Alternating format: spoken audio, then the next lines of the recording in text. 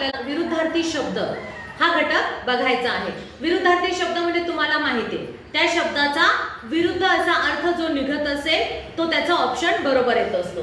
तर या ठिकाणी तुम्हाला वेगवेगळ्या प्रकारचे प्रश्न विचारले जातात। विरुद्धार्थी शब्द कसे तुम्हाला ओळखायचे आता ते बघा।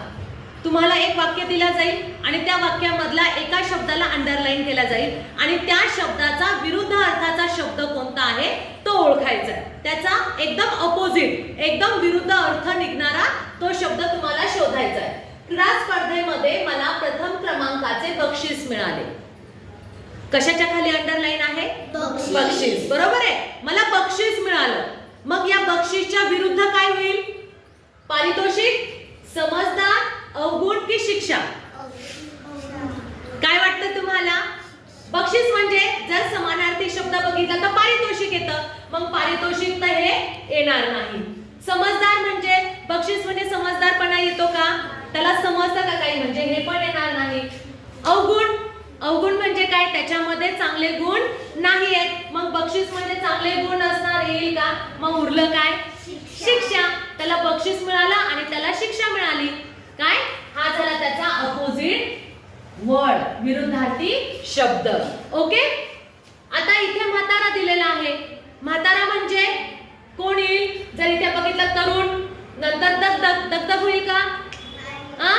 म्हातारा एकदम म्हातारा आहे आणि त्याच्या विरुद्ध अर्थाचा शब्द म्हणजे तो एकदम तरुण आहे। तो काय आहे? तरुण आहे। पण बाकीचे शब्द सुद्धा बघायचे।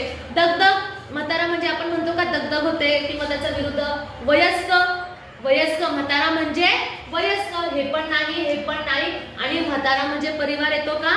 नाही। म्हातारा म्हणजे एकदम वय वाढलेलं ज्याचं आहे आणि ज्याचं कमी वय आहे असा तरुण। हे झाला विरुद्ध अर्थाचा शब्द। त्याच्यानंतर इथे तुम्हाला योग्य पर्याय निवडायचा आहे। योग्य विरुद्ध अर्थाची जोडीचा जो योग्य पर्याय आहे तो निवडायचा आहे। 3 पर्याय हे चुकीचे आहेत आणि 1 पर्याय बरोबर आहे। पराजय म्हणजे हार, पराजय म्हणजे हार, हा झाला समानार्थी शब्दाची जोडी।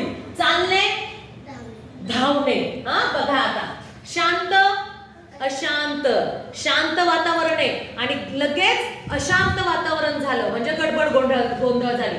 मग बघा विरुद्ध अर्थ जुळतो का? सुगंध म्हणजे सुवास, सुगंध म्हणजे सुवास, म्हणजे ही जोडी समानार्थी शब्दाची आहे।